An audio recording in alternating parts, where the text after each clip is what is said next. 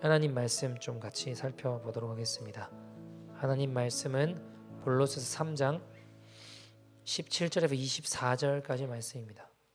우리 다 찾으신 줄 알고 같이 한 절씩 교독하도록 하겠습니다. 또 무엇을 하든지 말에나 일에나 다 주 예수의 이름으로 하고 그를 힘입어 하나님 아버지께 감사하라. 아내들아 남편에게 복종하라. 이는 주 안에서 마땅하니라. 남편들아 아내를 사랑하며 괴롭게 하지 말라. 자녀들아 모든 일에 부모에게 순종하라. 이는 주 안에서 기쁘게 하는 것이니라. 아비들아 너희 자녀를 노엽게 하지 말지니 낙심할까 함이라. 종들아 모든 일에 육신의 상전들에게 순종하되 사람을 기쁘게 하는 자와 같이 눈가림만 하지 말고 오직 주를 두려워하여 성실한 마음으로 하라. 무슨 일을 하든지 마음을 다하여 주께 하듯 하고 사람에게 하듯 하지 말라. 이는 기업의 상을 주께 받을 줄 아나니 너희는 주 그리스도를 섬기느니라. 아멘. 하나님의 말씀입니다.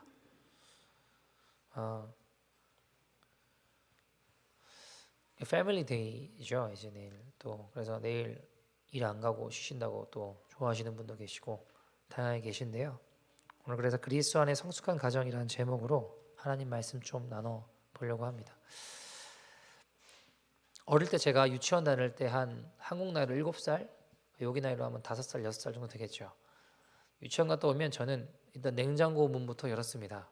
그래서 아이스크림이 있나, 먹을 게 없나, 맛있는 거 없나 이것저것 찾아보고 열심히 제가 원하는 거, 맛있는 거 있으면 그거부터 먹었습니다. 근데 단 한 번도 아버지가 야, 그 아이스크림 내가 사온 건데 왜 내 허락도 없이 네가 먹냐? 라고 말씀하신 적은 없습니다. 혹시 그러신 분 계신가요? 안 계시죠? 여러분, 제가 어릴 때 입던 옷, 장난감, 뭐 냉장고에 있는 음식 등등, 아이스크림 등등 모두 제 돈 주고 산 거 하나도 없습니다. 다 아버지가 벌어서 사 주신 겁니다. 근데 아버지 허락 없이 장난감 만졌다고, 냉장고에 있는 아이스크림 먹었다고 너 왜 내 허락 없이 먹었냐? 하지 않습니다. 부모라면. 왜요? 자녀를 사랑하기 때문입니다. 사랑하는 자녀이기 때문이죠.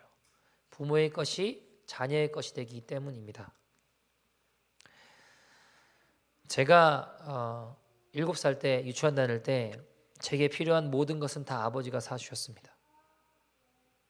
그러나 그때 단 한 번도 내 돈으로 샀다고 화내시거나 생색 내신 적 없으셨습니다. 여러분, 왜 그럴까요? 17절 말씀처럼 17절 말씀에 뭐라고 하죠? 또 무엇을 하든지 말에나 일에나 다 주 예수의 이름으로 하고 그를 힘입어 하나님 뭐라고 하죠? 아버지께라고 이야기합니다.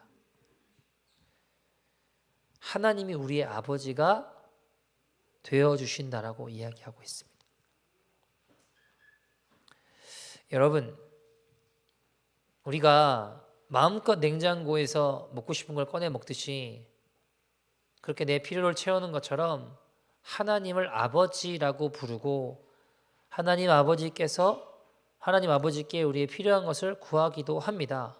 또 하나님이 보시고 우리에게 필요한 것을 채워주시기도 합니다. 왜요? 사랑하는 자녀이기 때문입니다. 근데 여러분, 만약에 제가 여기 나이로 5살, 6살 정도 될 텐데 5살 이후로도 평생 제가 5살로 유치원생의 모습으로 계속 지낸다면 어떻게 될까요? 키와 몸은 자라는데 계속해서 5살처럼 행동하고 있으면 어떻게 될까요? 키와 몸이 자람에 따라 부모는 자녀가 성숙하고 성장하기를 바랍니다. 계속 유치원생으로 평생 사는 것을 원하는 부모는 세상에 없어요. 그죠? 더 성숙하고 책임감 있고 성장하는 자녀가 되기를 원합니다. 여러분, 특별히 뭐 정신적인 어려움이 있지 않는다면, 피지컬에 뭔가 문제가 있지 않는다고 한다면 나이 40 먹고 아버지한테 아버지 피카츄 장난감 좀 사주세요 이렇게 하는 거는 이상하겠죠. 그죠? 그럼 정말 부모로서 마음이 힘들어질 수 있는 겁니다. 그래서 주님은요, 그래서 우리가 영적인 어린아이에 머물길 원하시는 것이 아니라 성숙한 자로 자라길 원하십니다. 자, 그러면 어떤 사람이 그리스도 안에 성숙한 자일까요? 오늘 보면 23절입니다. 23절 같이 한번 읽어볼까요? 시작. 무슨 일을 하든지 마음을 다하여 주께 하듯 하고 사람에게 하듯 하지 말라. 아멘. 무슨 일을 하든지 마음을 다해서 주께 하듯 하고 사람에게 하듯 하지 않는 자가 그리스도 안에 성숙한 자입니다. 성숙하지 못한 사람은 주께 하듯 하지 못합니다. 내 고집대로만 합니다. 여러분, 어린아이의 특징은 어린아이는요, 자기 입장만 생각합니다. 모든 것이 자기 위주예요. 남들 입장이나 주변 상황을 잘 살펴요, 못 살펴요? 못 살핍니다. 그게 성숙하지 못한 어린아이의 특징입니다. 제가 여기 보니까 라이드하는 해주는 문화를 보면서 이런 생각이 들었습니다. 여러분, 여기 특별히 자녀 세대 잘 들으십시오. 부모님이 라이드 해주는 게 당연한 거예요? 자기가 버스 탈 나이가 되고 탈 수 있으면 원래 그거 타고 가는 게 맞아요. 부모님이 태워주시면 감사한 일이에요. 내 일이 있고 내 상황이 있고 내 약속이 있는데 그걸 부모가 못 맞춰주면 승질 부리고 있다면 이게 정상일까요? 모르면 가르쳐야죠. 부모님도 일이 있고 상황이 있는데 자기 약속 늦게 만들었다고 화내면 이게 정상적인 구조냐고요. 아니죠. 아니, 자기 약속 시간 맞춰서 알아서 가야죠. 부모님 무슨 우버입니까? 택시 기사예요? 아니에요. 시간이 있으셔서 태워주시면 감사한 일인 거지. 여러분, 미성숙할수록 자기 기분과 자기 입장만 생각합니다.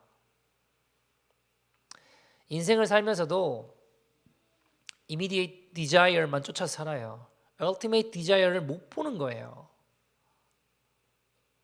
여러분, 예를 들어서 어떤 아이가 게임을 좋아합니다. 몇 시간이고 그것만 하면 시간 가는 줄 모르고 좋아서 살아요.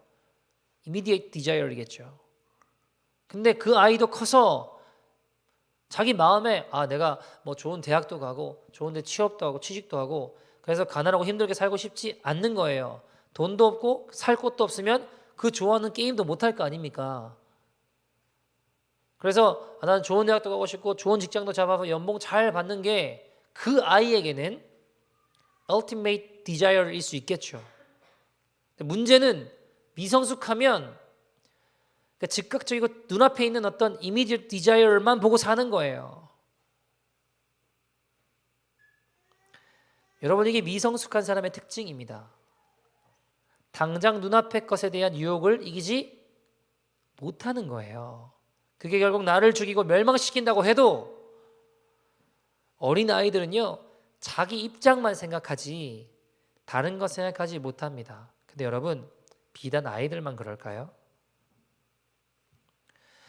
여러분, 우리도 영원한 하나님의 나라, 천국이 그것이 정말 내게 가장 소중한 ultimate desire이라고 말하지만 우리 삶을 보면 말은 그렇게 했지만 immediate desire만 보고 살아가잖아요. 여러분, 말하는 내가 진짜 내가 아니고요. 내 삶이 어디로 엎어지는지를 보면 알 수 있어요.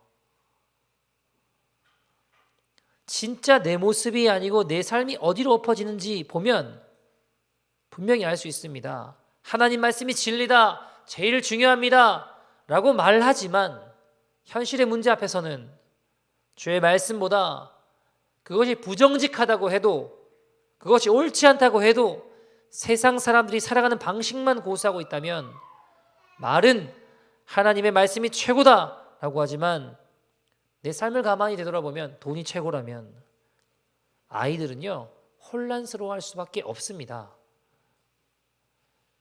그리고 정말 성숙할 수 있는 기회를 다 놓치고 말게 되는 거죠. 그리고 결국 나의 삶을 포함하여 자녀들의 삶에도 immediate desire만 쫓아 살게 만든다는 것이죠. 여러분, 성숙한 사람은 다른 사람을 보는 게 아니라 나를 볼 줄 아는 사람이에요. 미성숙한 사람은요, 말씀을 보면서도 나에게 적용할 말씀을 보는 게 아니라 남에게 적용할 말씀만 봐요. 나를 못 봐요. 이거 우리 아내가 들었어야 되는데, 이 말씀은 박성도가 들었어야 되는데, 이거 우리 언니가 들었어야 되는데, 말씀의 거울을요 내게 비추는 게 아니라 남들에게만 비추는 거예요. 여러분, 하나님 말씀은 남이 어떤지 보지 말고 내가 어떠해야 하는지만 보면 됩니다. 죄인된 본성은 늘 말씀을 나에게 적용하지 않고 어떻게 해요? 남에게 적용하는 거예요.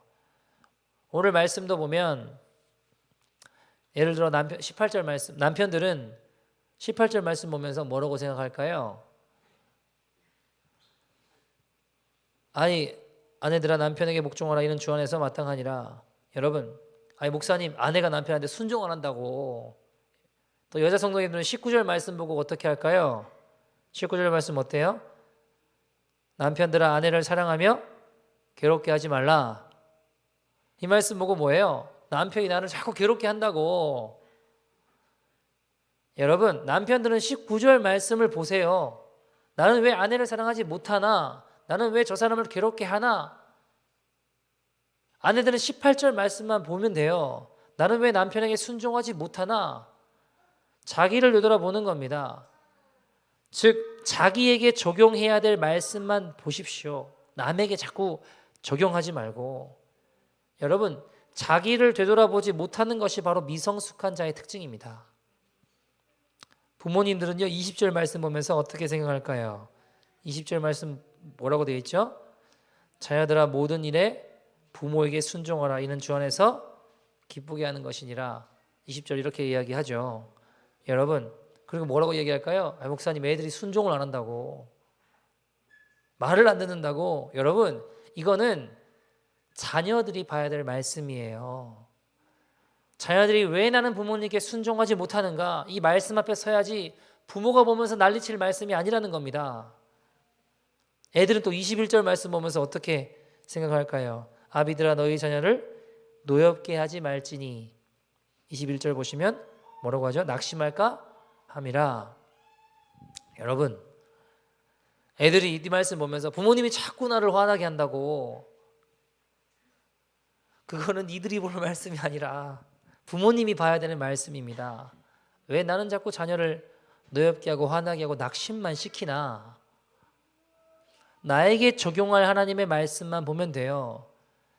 굳이 남들과 비교하면서 왜 자꾸 남들과 비교할까요? 여러분, 자녀를 키우면서도 이런 우를 범합니다. 다른 애들은 어떻게 하는데 너는 왜 이 모양이냐? 우리 애는 이게 뭐냐? 대놓고 말하지 않더라도 속으로라도 그렇게 생각하고 사는 거예요. 저는요 여러분, 교육이라고 하는 건 스킬이 아니라 아트라고 생각합니다. 교육은 기술이 아니라 예술이라고 생각해요. 여러분, 스킬로 이렇게 배우면 됩니다 라는 게 통용되지 않는 게 교육이에요. 예술은요, 여러분, 어떤 사람이 피카소 그림하고 레오나르도 다빈치 그림하고 어떤 그림이 더 낫습니까? 우열을 가릴 수 있어요, 없어요? 없죠. 그 자체로 작품인 거예요. 저는 그것이 교육이라고 생각합니다. 여러분, 그래서 자녀 교육에 있어서요 간증은 있을 수 있지만 공식은 없어요. 어떤 분이 이렇게 간증을 했어요. 예를 들어 자녀들하고 큐티하고 아이를 3명이 다 하버드 갔습니다. 여러분, 그럼 큐티하면 다 하버드 갑니까? 하버드 가보면 큐티하고 들어오는 애 몇 명 없어요. 저는 이 아이들이 큐티에서 하버드 갔다고 생각하지 않아요. 이 아이들이 하버드 가서 주님이 하실 일이 있어서 간 것이지 그것이 큐티나 기도의 보상이라고 생각하지 않습니다. 여러분, 주어진 것에서 사명을 느껴야지 그것이 행위에 대한 보상이라고 생각한다면 더 많은 사람을 힘들게 할 뿐입니다. 여러분, 예를 들어 어떤 분이 우리 비즈니스가 잘 돼요. 그럼 특별히 사랑하셔서 우리 비즈니스가 잘 되는 걸까요? 저는 그렇게 생각하지 않아요. 그냥 하시고자 하는 일이 사명이 있는 거예요. 맡기신 일이 있는 겁니다. 사명이지 공식이 아니라고요. 어떤 아이는 언어의 달란트가 있어서 언어를 빨리 배워요. 여기서 태어났지만 한국말도 잘하고 심지어 다른 언어들도 잘해요. 그래서 똑같이 뱃속에서 나왔는데 걔 동생은요, 언어에 별로 관심이 없어요. 당연히 한국말도 잘 못할 수 있겠죠.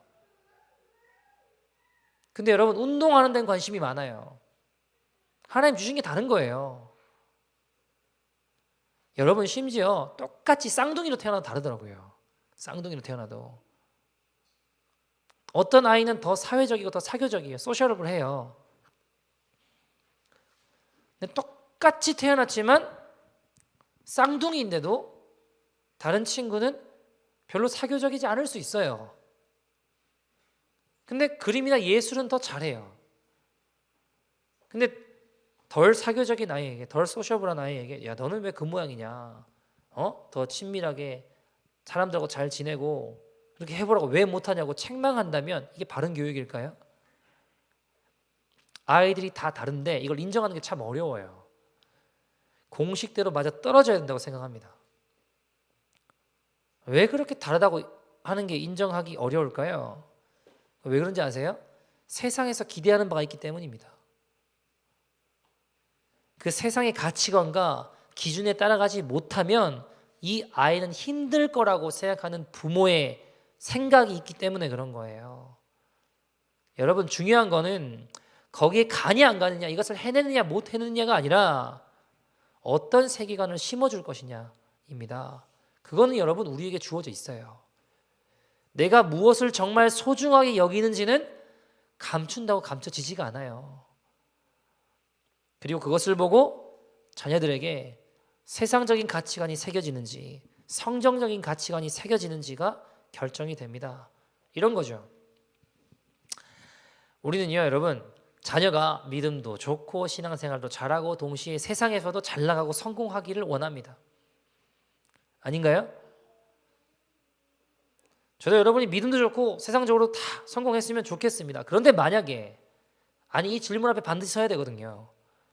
둘 중에 하나를 선택해야 된다면 여러분 무엇을 선택하시겠습니까? 둘 중에 하나만 선택해야 된다면 예수 잘 믿는 거예요? 세상에서 성공하는 거예요? 거기서 내가 정말 무엇을 소중하게 여기는지가 극명하게 드러나고 그것을 위해서 살게 되어 있습니다. 사람들은 이야기해요. 아니, 성경적인 가치관으로 살다가 어려움 당하면 어떡합니까? 그냥 세상적인 가치관으로 잘 사는 게 중요한 거 아닙니까? 성경적인 가치관으로 살면 성공합니까? 라고 물어보신다면 저는 이렇게 대답하고 싶어요. 중요한 건 성공하냐 실패하냐가 아니라 무엇이 옳으냐라고. 옳은 것을 쫓아가는 게 중요하다고. 여러분, 동성애 축제할 때 제가 회개하자고 피켓 들고 막 나간다고 하니까 그 들고 나간다고 뭐가 바뀌냐 이거예요. 뭐가 달라지냐 이겁니다. 계란으로 바위 치는 거 아니냐라는 거예요. 그렇게 말씀하시는 분들도 계셨습니다. 여러분, 맞아요. 계란으로 바위 치는 거 아무것도 안 바뀔 수도 있어요. 왜 할까요 그러면? 여러분, 중요한 건 세상을 바꿀 수 있느냐 못 바꾸느냐, 그게 되게 중요한 게 아니라 무엇이 옳으냐였습니다. 옳은 것을 향해 내 삶을 드릴 수 있다면 저는 그것이 가치로운 삶이라고 믿기 때문입니다. 여러분, 우리 한번 생각해 봅시다. 변화의 주체가 정말 내가 아니라고 생각한다면, 이것을 변화시킬 능력이 내게 없다면 우리에게 주어진 질문은 이게 되느냐 안 되느냐가 아니라 그것이 옳으냐입니다. 이 세상 세계관은 너는 몇 개를 가졌냐, 무엇을 할 줄 아느냐, 그것으로 그 사람의 가치를 평가합니다. 그러니까 이 세상 살아가는 우리는 자꾸 그 질문 앞에 서는 거예요. 내 아이는 무엇을 할 줄 알지? 몇 개를 가졌지? 그 기준에 부합하지 못하면요, 실패하는 거예요. 우리가 정말 하나님 나라의 가치관을 가지고 있다면 몇 개를 가졌냐 보다 하나님이 그 아이에게 주신 것이 무엇인가를 물어서 그 가치를 결정하는 거예요. 그리고 하나님이 그 아이에게 주신 것을 우리가 정말로 프라우드할 수 있으면요, 저는 그것이 자녀를 정말 잘 양육하는 거라고 믿습니다. 한번 아내랑 그런 이야기를 했었어요. 대화를 하다가 우리에게 아이가 있다면 나는 솔직하게, 주님이 아시는데 우리 애가 학교에서 뭐 상을 받았다, 1등을 했다, 뭐 좋은 대학에 갔다, 그걸로 별로 기쁠 것 같지 않다고. 미안하지만 나 그런 걸 별로 기쁠 것 같지 않다고. 내가 정말로 기뻐할 수 있는 건 우리 아이가 오히려 학교 다니면서 주님 지켜드리려고 하다가 어려움 당했다고 한다면, 왕따 당하는 아이 도와주려고 하다가 어려움 당했다고 한다면, 예수님 전하려고 하다가 고난과 핍박 당했다면 나는 정말로 그 아이를 자랑스러워할 것 같다고. 내 인생에 가장 기쁠 것 같다고. 왜요? 저는 그거 잘 못했거든요. 제가 주님 만났다고 막 뜨겁다고 했지만 저는 그거 못했거든요. 잘 못했어요. 저는 제 학창 시절에 가장 후회되는 것이거든요. 나보다 훨씬 더 네가 훌륭하다, 난 네가 정말 자랑스럽다, 프라우드하다 할 것 같아요. 여러분, 달란트 비유 보시면 5달란트, 2달란트, 1달란트 주님 맡겨주시죠. 나눠주시죠. 사람들의 가치관은 뭐냐면 왜 누구는 5달란트 주고 나는 1달란트밖에 안 줬냐고 그래요. 이거 진짜 몰라서 하는 소리예요, 여러분. 5달란트는요 그만큼 책임이 큰 거예요. 무서운 겁니다, 여러분. 저는 1달란트라서 그 일만 잘 감당했으면 좋겠어요. 진심입니다. 제가 여러분 상담하다 보면 성도님 중에 많이 범하시는 누가 자녀들에게 또는 배우자에게 젖을 먹여야 되는데 밥을 먹이려고 하다가 어려움을 겪는 집이 되게 많아요. 고린도전서 3장 2절 보시면 뭐라고 이야기하죠? 내가 너희를 젖으로 먹이고 밥으로 아니하였노니 이는 너희가 감당하지 못하였음이거니와 지금도 못하리라. 그 뒤에 3절 말씀 쭉 읽어보면 여러분 육신에 속한 자에 대한 이야기가 나오죠. 여러분 자녀가 또는 뭐 배우자가, 내 주변의 친구가 육신에 속한 자인데 내가 하나님 말씀 이렇다고 밥으로 들이밀면요, 지금 그 아이들은 영적으로 젖 먹어야 되는데 밥 주면 소화가 되겠냐고요. 못 알아듣는데 나는 이렇게 생각하니까 너도 이렇게 받아들여라. 이건 여러분 폭력입니다. 폭력. 하나님 말씀을 나에게는 높은 스탠다드로 적용할 수 있어요. 그러나 남에게는 관대하게 대하는 것이 성숙한 그리스도인입니다. 부모님들이 자녀에게 이런 우를 많이 범하죠. 또는 아내가 영적으로 더 뛰어나다고 해서 남편에게 이런 우를 범하는 경우가 많고 또 반대인 경우들도 많이 있습니다. 여러분, 성숙한 그리스도인들은 나에게는 하나님 말씀을 높게 적용하되 남들에게는, 다른 사람에게는 관대한 사람입니다. 그러니까 우리가 어떤 마음을 가지고 살면 되냐면 예수님이시구나 하고 예수님 대하듯이 예수님이라 생각하고 사는 거예요. 23절 뭐라고 하셨죠? 무엇을 하든지 마음을 다하여 누구께게요? 주께 하듯 하고 사람에게 하듯 하지 말라. 그러니까 모두 예수님이다 생각하고 행동하면 됩니다. 막 화가 나려고 하면 어때요? 주님이시군요 하고 주님 대한다고 생각하고 말하면 틀림없습니다. 여러분, 누구를 대하든지 간에 주께 하듯 하면 틀림없이 주님 앞에 섰을 때 기업의 상을 받을 것입니다. 24절 말씀, 이는 기업의 상을 주께 받을 줄 아나니 너희는 주 그리스도를 섬기느니라.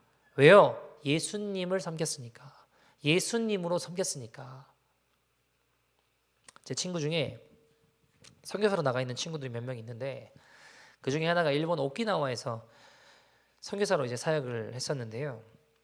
최근에 이 친구 집안에 좀 어려운 일들이 있었어요. 이 친구는 한국에 광나루 장신대라고 장로교 신학대학원을 졸업하고 목사 안수를 안 받고 어떤 단체에서 선교사 파송을 받아서 거기 나갔어요. 나름 하나님 주신 꿈이 있었거든요. 그쪽에서 사역하고 있는데 집안에서는 싫어하는 거예요. 야, 이왕 할 거면 들어와서 전임 사역하고 목사 안수를 받고 나가라는 겁니다. 근데 이 친구는 내가 지금 하는 사역과 하는 일들이 안수를 받고 안 받고는 별로 상관이 없다라는 거예요. 신랑이 하다가 보니까 어떻게 될까요? 부모님이 막 폭발하고 감정적으로 안 좋아지는 거죠. 문제는 뭐냐? 심지어 이제 아내도 요즘 많이 지쳐있던 겁니다. 애들이 둘인데 한국 들어가서 전임 사역하는 동안만이라도 한국에서 애들 키우고 싶다라는 거예요. 몇 년이라도 한국에서 안정적으로 살고 싶다라는 거예요. 아내 말이. 처음에는 아내랑도 이걸로 되게 많이 다퉜대요. 아니 하나님 일을 하는데 왜 다들 일어나? 여러분 이 친구가 쉽지 않아요. 일본에서도 하루에 식당에서 13시간 일하면서 사역해요. 하루에 13시간 식당에서 일식집에서 열심히 일하고 나머지 시간들을 또 가서 전도도 하고 아무튼 사역을 해요. 자기도 좀 속상하고 서럽기도 하고 마음이 진짜 어렵기도 한 거예요. 통화를 좀 했는데 제가 안수 받고 안 받고 나도 솔직히 잘 모르겠다고. 뭐가 그렇게 다른 건지 뭐 그렇게 차이가 나는 건지 네가 말하는 대로 하나님 앞에 목사답게 사는 게 중요하지. 안수는 받고 목사답게 살기는커녕 엉망진창으로 살면 주님이 이걸 목사로 봐주시겠냐고. 안수 받고 사꾼으로 살면 하나님 심판만 더 크지 않겠냐고. 근데 나도 안수 받기 전에 진짜 고민 많이 했다고. 진짜 안수 받기 며칠 전에도 박보영 목사님한테 그냥 이번에 안수 안 받고 내년에 받겠다고, 아니면 내후년에 받겠다고 그렇게 연락했다고. 겉으로 봐서는 자격은 다 갖췄어요. 전임 사역도 했고 논문도 썼고 심사도 다 통과했고 잘했어요. 근데 제 스스로가 제가 아직 목사답지 못한 것 같은 거예요. 너무 부족한 것 같은 거예요. 그러니까 제가 그렇게 목사님한테 말씀드렸는데 박보영 목사님이 야 종민아 그냥 이번에 안수 받아라 그러시더라고요. 하시는 이야기가 너 내년 되면 네 생각에 네가 이제 내가 정말 목사답구나, 이제 안수 받아야겠구나 라는 생각이 들 것 같냐고. 내후년 되면 야 이제는 내가 안수 받아도 되겠다 할 때가 올 것 같냐고. 그 네가 평생 안고 고민하며 싸우며 걸어가야 될 길이라고. 이번에 그냥 자격이 된다면 받아라 하시더라고요. 그래서 제가 받았거든요. 지금도 제가 전도사일 때랑 뭐 크게 다르다고 생각하지 않아요. 전 그렇게 생각하고 살아요. 근데 사역하는 데 있어서는 좀 더 도움이 되는 건 사실이에요. 제가 종을 안수받고 사역하는데 전도사일 때보다 뭐 영적으로 더 뛰어나다 대단하다 그런 생각 없어요. 그건 잘 모르겠어요. 그러나 분명히 도움이 되는 것이 있다고 그 친구에게 이야기를 했습니다. 이 친구도 이야기 이렇게 나누다 보니까 처음엔 부모님도 막 심지어 아내한테도 막 화가 나고 화를 내고 싸우고, 처음에 선교사로 파송받고 나올 때 마음은 그래 여기서 뼈를 묻자 그러고 막 이렇게 나와놓고 지금 어떻게 저럴 수 있냐고 그랬대요 마음이. 근데 가만히 아내도 부모님도 생각하다 보니까 오늘 말씀처럼 그래 내가 무엇을 하든지 17절에 뭐라고 하죠? 말에나 일에나 주를 힘입어 사역하고 있나. 아내와 부모님께도 죽게 하듯 하고 있는가, 주님이시다 생각하고 하고 있는가 생각해 보니까 어쩌면 내 입장만 생각하는 미성숙한 어린아이 같은 거예요. 그래서 지금 두보 전진을 위해서 한보 후퇴를 해야겠다 하는 마음이 들었대요. 지금 들어와서 전임 사역 하고 이제 안수받고 다시 나가기로 마음을 먹었더라고요. 남들이 야, 너 선교사로 나가놓고 어떻게 그럴 수 있냐 할 수도 있겠죠. 저는 잘했다라고 했어요. 네가 안수도 받고 그 교회에서 선교사로 파송받고 나가면 좋겠다고. 교회라는 베이스가 없이 선교단체 없는 선교단체들은 결국 다 어려워지더라고 보니까. 교회라는 튼튼한 베이스 위에 선교 사역이 이루어져야 된다고. 다만 들어가 있다 보면 아 이거 좋네 하고 그냥 눌러 앉아 버리면 그게 문제인 거지. 그렇지만 않으면 들어와서 전임 사역하고 안수받고 나갔으면 좋겠다. 무엇보다 아내랑 한 마음으로 사역하는 게 중요한 것 같다고. 때로는 우리가 고집부려야 될 때 있다고. 그리고 지금은 조금 귀를 기울이고 한 마음으로 사역하는 게 더 좋을 것 같다고 이야기를 나누었습니다. 이 친구가 그렇게 이제 들어와서 한국에서 지금 전임 사역하고 있어요. 오늘 본문 조금 앞에 보면 15절 말씀에 15절의 성경은 이렇게 이야기합니다. 그리스도의 평강이 너희 마음을 주장하게 하라. 너희는 평강을 위하여 한 몸으로 부르심을 받았나니 너희는 또한 감사하는 자가 되라.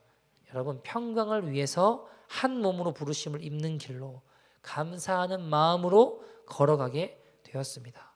사랑하는 여러분, 우리가 화합하지 못하는 사람이 있을 수도 있어요. 용서가 되지 않는 사람이 있을 수도 있습니다. 어떻게 해야 될까요? 그 사람이 예수님이다 생각하고 걸어가면, 예수님 섬기듯이 걸어간다면 주님 앞에서 기업의 상이 될 것입니다.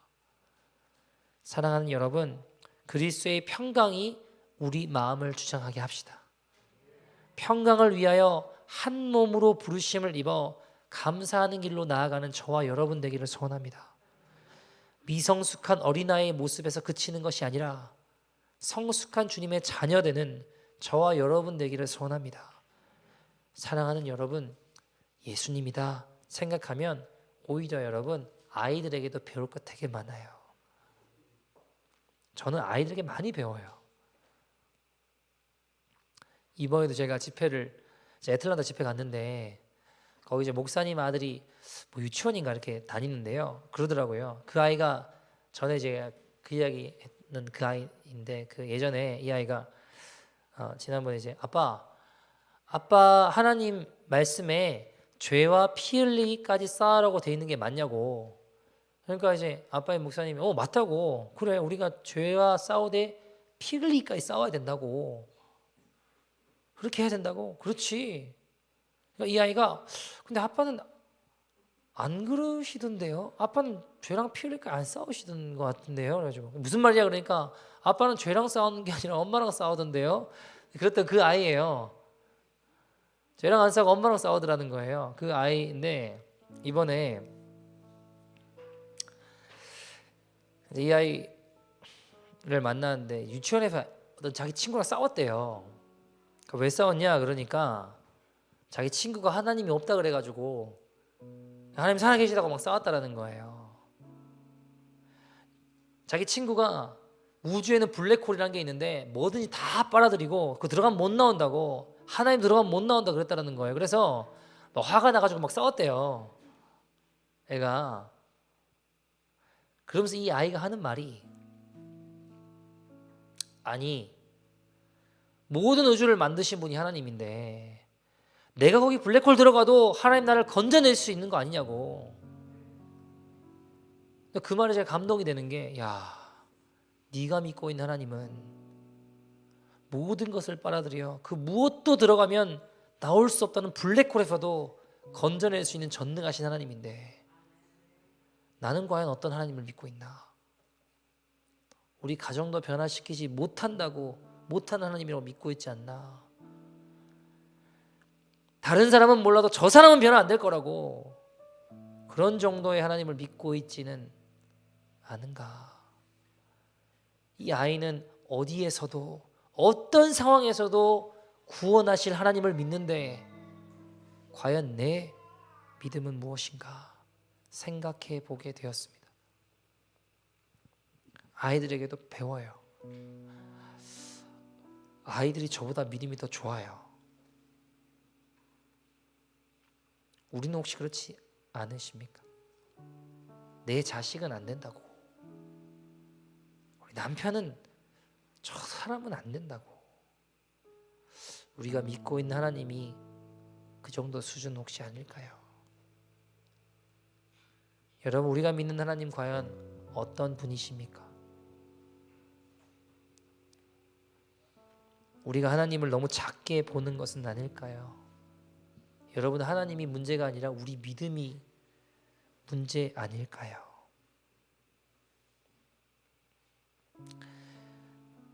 내가 믿는 하나님 과연 어떤 분이십니까? 사랑하는 여러분, 사랑하는 가족들에게 어떤 가치관이 전해지기를 원하십니까? 만약 우리가 마른 하나님의 나라 주의 말씀이 최고다, 영원한 하나님의 나라 천국, 여러분, 그것이 말은 그렇게 하지만 내게 천국이 이 땅의 성공만큼도 값어치가 없는 것이라면 우리가 정말 천국을 믿는 것일까요? 영원히 죽을 수밖에 없는 흉악한 죄인을 구원하신 예수님의 십자가가 이 땅의 위기 앞에 언제든지 엿바꿔 먹듯이 바꿔 먹을 수 있는 것이라면 정말 내게 십자가는 무엇일까요? 여러분, 우리의 삶이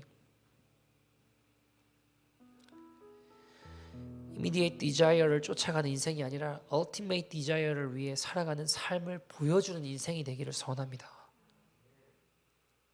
가족들을 대할 때도 모든 일에 마음을 다하여 주님께 하듯 섬기는 저와 여러분 되기를 소원합니다. 우리 같이 한번 기도할 때, 하나님, 남들하고만 비교하고 쳐다보는 미성숙한 내 모습에서 벗어나 주님, 나를 보게 하여 주십시오. 나에게 적용될 말씀을 바라보는 성숙한 그리스도인 되게 하여 주시옵소서. 모든 일을 죽게 하는 믿음의 인생이 되게 하여 주시옵소서. 주님, 내가 전할 수 있는 가장 소중한 가치관, 하나님 나라, 영원한 하나님 말씀, 성경적인 가치관이 말로 한다고 전해지는 것이 아니라 내 삶에 무엇을 가장 소중하게 여기느냐에 따라서 그것이 나눠지고 증거될 겁니다. 하나님, 말뿐인 신앙이 아니라 내 삶의 가장 소중한 가치가 정말로 ultimate한 디자이어를 쫓아갈 수 있는 영원한 주님의 나라 바라보며 그것을 무엇과도 바꿀 수 없는 가장 소중한 나의 가치가 드러날 수 있는 그 삶을 살아가는 믿음의 인생이 되게 하여 주시옵소서. 그리스도의 성숙한 믿음의 인생이 될 수 있도록 주여 역사하여 주시옵소서. 그렇지 못한 우리의 삶을 회개하며 다같이 주의 이름 부르고 통성으로 기도하겠습니다. 주여.